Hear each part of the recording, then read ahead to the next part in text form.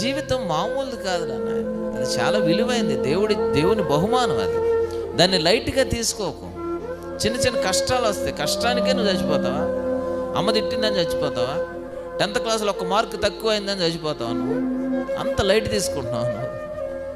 కాబట్టి చీకటి అనేది ఒకవేళ లేకపోతే నీకు వెలుతురు వాల్యూ ఎట్ట తెలుస్తుంది?